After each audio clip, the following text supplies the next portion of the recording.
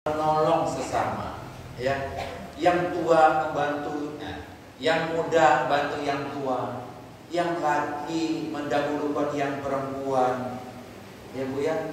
Jangan ego Bu, nanti kita naik bos, naik pesawat, duluan, enggak Bu, enggak usah duluan, santai aja. Biarin yang tua, bila perlu kita bantu, ayo Pak silahkan yang tua, Bapak dulu bantu, ayo Bu. Kalau petugas semua nggak cukup Bu, petugas itu cuma 5. Nah kita saling bantu, ya, saling membantu. Wah nggak apa-apa sesama jamaah, jangan gitu kan, ada petugas, biarin aja petugas kan sudah dibayar, sudah digaji. Kami ini kan jamaah, jangan Bu, kita cari tambahan pahala Bu, ya, kita cari tambahan pahala. Bu, kita ke sana kepingin menjadi haji yang mabrur. Oh, mabrur. Ya. Haji yang mabrur. Masih ingat saya sampaikan kemarin, haji mabrur itu apa? Haji mabrur itu apa? Haji yang berbuat baik, haji yang baik. Mabrur itu dari kata-kata birrul, ya. Birrul walidain, berbaik kepada orang tua. Nah, haji mabrur itu haji yang baik, haji yang banyak berbuat baik. Jaminannya haji mabrur itu apa? Jannah. Surga. Al-hajjul mabrur laisa lahul jaza illa jannah. Surga Bu. Nah, untuk mencapai haji mabrur itu Bu, nggak mesti kita selama di Mekah dari pagi sampai siang, sampai sore lagi, pagi lagi, minum di masjid, cari pahala. Ya, puasa, baca Quran di Masjid Nabawi begitu juga. Dari subuh nggak pulang-pulang, lanjut ke zuhur, lanjut ke asar, lanjut ke maghrib, lanjut ke subuh lagi. Cari pahala, cari supaya hajinya mabrur. Gak mesti harus seperti itu Bu, ya. Bukan hanya itu saja, dari situ bisa. Tetapi dengan kebaikan-kebaikan yang kecil pun kita bisa mendapatkan haji yang mabrur. Ibu menolong, bapak menolong yang tua, ibu yang kuat menolong yang memampah, ibu-ibu yang tua, ayo Bu silakan, ada makanan Bu, ini ada makanan. Bisa jadi kebaikan kecil itu yang menghantarkan haji mabrur ibu, ya. Yang sakit Bu, bapak-bapak yang sakit, ada yang kursi roda Pak, ada yang kursi roda, iya. Baik bapak-bapak, ibu-ibu yang sakit, yang lansia, yang gak bisa ke masjid setiap hari, itu Bu, jangan putus asa. Jangan putus asa Bu. Aduh saya ini 12 tahun nunggu haji ini, bayar mahal, kok sampai di sini cuma di kamar aja, gak bisa ke masjid. Tambah lagi teman-teman ini ngiriin Bu, ke masjid, ayo kita ke masjid dong. Ibu-ibu juga tahu di kamarnya ada orang yang sakit, ya. Ayo Bu kita ke masjid. Pulang dari masjid Bu, cerita di Masjidil Haram tuh emang ya bagus ya. Keliling Ka'bah tadi begini. Yang kata orang yang sakit, ya Allah enak amat, kok bisa ke masjid terus tiap hari. Nanti asal lagi, ayo kita ke masjid lagi. Tambah lagi pulang cerita, saya tadi pulang ke masjid mampir lo toko emas, saya beli leontin nih Bu. Bagus nggak Bu ini mahal ini. Tunjukin sama ibu-ibu samping. Ini untuk mantu saya, ini saya beli lagi nih, ini untuk anak saya, ini saya beli galang nih Bu, emas nih Bu. Kata orang yang sebelahnya, ya Allah enaknya. Nah itu bagian dari akhlak Bu. Jangan, ya, pergi ke masjid, pergi aja ke masjid. Pulang kalau beli rantai, beli kalung, beli cincin, udah simpen aja di dalam tas. Nggak usah tujuh di kamar cerita-cerita di kamar itu, Bu. Karena di kamar kita itu nggak semua jamaah haji itu orang punya. Ada yang dia dibiayai anaknya, ada yang dapat minjem, ada yang dapat ngutang, ada yang dapat jual tanah. Iya, Bu. Nah, itu bagian akhlak kita, Bu. Nggak usah nunjukkan. Nah, bagi bapak ibu yang sakit, Pak, juga jangan menyesali diri. Ya, jangan menyesali diri. Ya Allah, saya 12 tahun nunggu haji ini, kok sampai sini cuma di kamar aja, nggak bisa ke masjid, nggak bisa sholat, nggak bisa ziarah. Jangan, ya.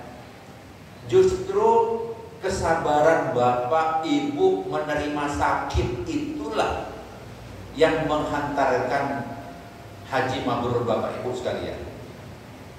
Ibu nggak bisa ke masjid karena nggak bisa ninggalin bapaknya. Bapaknya harus ditungguin terus, harus disuapin, harus dijagain. Jangan menyesal, ikhlaslah.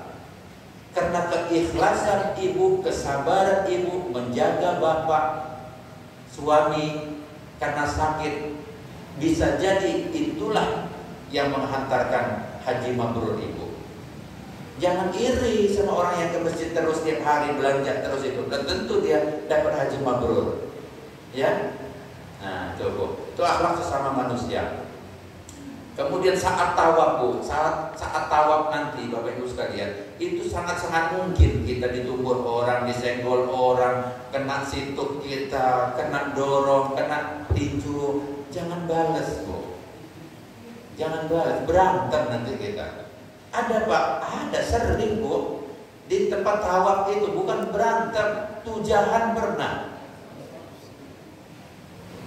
kejadian. Ya, bawa senjata tajam, bawa cutter. Itu, Bu. Nah, itu nanti juga saat tawaf berdesak-desakan, padat, disenggol orang, kena nggak sengaja, tahan. Walaupun kadang-kadang nyut gitu, Bu, memang kita. Siapa ini kepala kita ditinju, didorong orang, kena sikut. Ya kan kalau kita jajar sama orang Afrika kan segini kita. Dia nyituk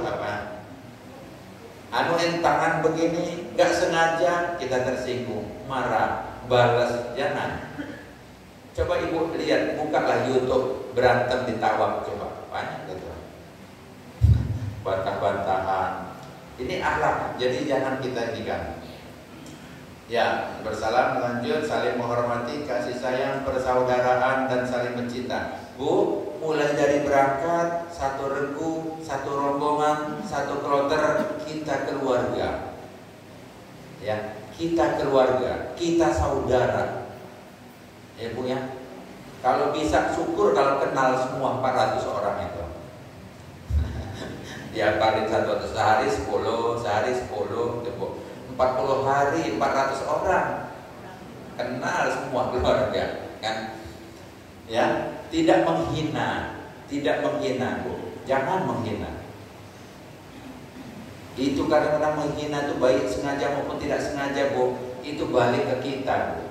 Saya ngalami sendiri itu.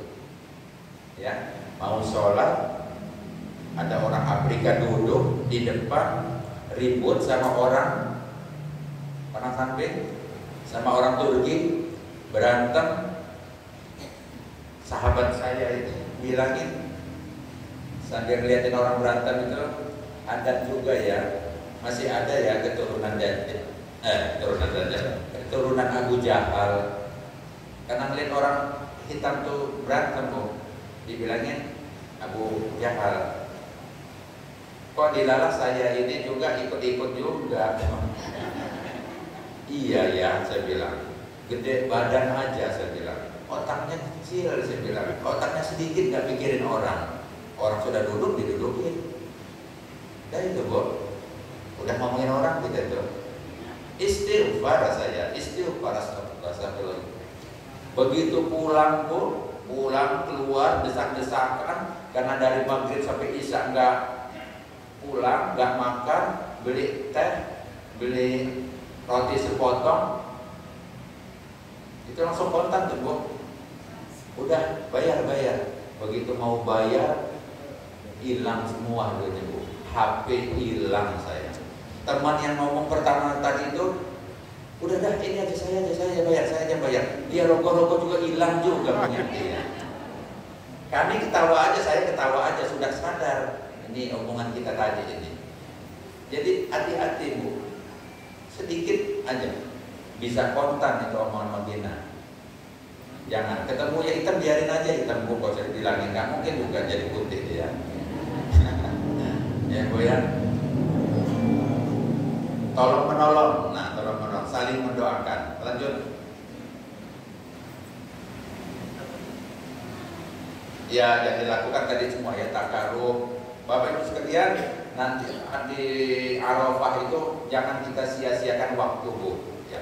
Dari pagi tanggal 9 Zulhijjah kita wukuf di Arafah, kita ada khutbah wukuf, ada sholat jamak qashar, kita isi waktu tanggal 9 Zulhijjah itu kita puas-puaskan doa kita, jangan berhenti-berhenti, jangan zikir-zikir.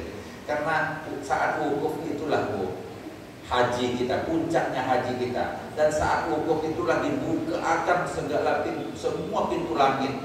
Allah menjawab doa-doa kita semua. Ya Bu ya. Jadi saat wukuf itu jangan jangan ngobrol, jangan tidur, jangan apalagi ngerumpiin orang lagi, lanjut lagi ngerumpi lagi. Ya. Kita manfaatkan saat itulah saat takarub, tadabur, ya, ta'awun di sana lah, ya. Jangan kita sia-siakan waktu saat wukuf. Lanjut. Yang dihindari rafas, fusuk, jidal, ya. Rafas itu ngomong-ngomong kotor, porno, walaupun humor-humor, ya, Pak. Lihat orang India cantik, orang Iran cantik, biarin aja Pak, lihat aja atas sebelah. Jangan mati sih ke beba Iran saya. Ketemu India, mati sih ke beba India itu. Mak kerjaga. Ya Pak, nggak usah itu, ropas nggak usah, walaupun humor, nggak usah. Ya, kemudian fusuk itu fasik. Dosa besar, mengambil punya orang. Kalau bukan punya orang, jangan. Ketemu uang, ketemu sendal, ketemu tas, jangan diambil. Ketemu HP, jangan diambil. Kasihin ke petugas, kasihin ke, apalagi kita punya niat. Nah, duit saya habis. Kayaknya bapak itu, ibu itu banyak duit di dompetnya itu. Boleh juga itu nanti. Awas kalau sholat nanti saya mau ambil itu. Nah. Fusuk, jangan. Ya, jidal, berantem, bantah-bantahan itu tadi, ya. Banyak istighfar aja kita semua. Lanjut, yang diutamakan qanaah, nerima Bu ya, nerima, kita selalu husnuzon, selalu nerima dengan segala keadaan, ya. Bisa jadi ya kondisi yang Allah berikan itu menguji iman kita, menguji haji kita, menguji keikhlasan kita. Ya, qanaah, ikhlas Bu. Ya, kemarin sudah saya bilangin, sudah saya ceritain ikhlas. Masalah biaya haji besar, capek, mahal, ikhlas Bu. Kalau nggak ikhlas Ibu dengan biaya haji yang besar itu, nanti dipulangin Allah nanti. Mau dipulangin biaya hajinya. Jadi gini Bu, salah satu hak Bapak Ibu ini adalah mendapatkan pelayanan, ya, pelayanan konsumsi, pelayanan akomodasi, pelayanan transportasi, itu kewajiban pemerintah memberikan pelayanan terhadap Ibu, termasuk pelayanan dan perlindungan keselamatan, termasuk perlindungan asuransi Bu. Jadi Bapak Ibu semua ini diasuransikan. Mohon maaf, nauzubillah min dzalik. Kalau ada jamaah haji yang meninggal, itu biaya hajinya dipulangin semua. Biaya yang Ibu bayar itu dipulangin. Kalau meninggalnya di pesawat, itu mendapatkan extra cover 250 juta. Mau uang 250 juta kok. Biaya hajinya mau dipulangin enggak? Kalau mau dipulangin nanti, Pak. Iya. Mau nggak biaya hajinya dipulangin? Iya, udah ikhlasin. Kalau ibu nggak ikhlas, kok biaya haji ini mahal amat, itu setiap tahun naik. Ini, oh itu dikorupsi, oh ini, oh ini biaya haji ini, oh itu nggak itu bukan panitia. Dengar malaikat nanti bu. Lapor malaikat, ya Allah, itu ada calon jamaah haji dari kota Bandar Lampung tuh, dari Kedamaian itu. Nggak ikhlas kayaknya dia, ya Allah. Kenapa? Kata Allah. Ngerondet aja dia, bilang haji mahal, enggak ini. Ya udah kata Allah, pulangin. Nah lo, dipulangin kok. Ya tapi pakai asuransi mulanginnya. Iya bu. Kalau kita nggak ikhlas kok, nanti pulangin sama, ya udah kata Allah, pulangin aja duitnya. Apa? Ya panggil Israel, tarik, nanti kan diurus sama panitia, kan keluar uangnya, kan balik lagi. Ya bu, jadi harus ikhlas, gak usah di segala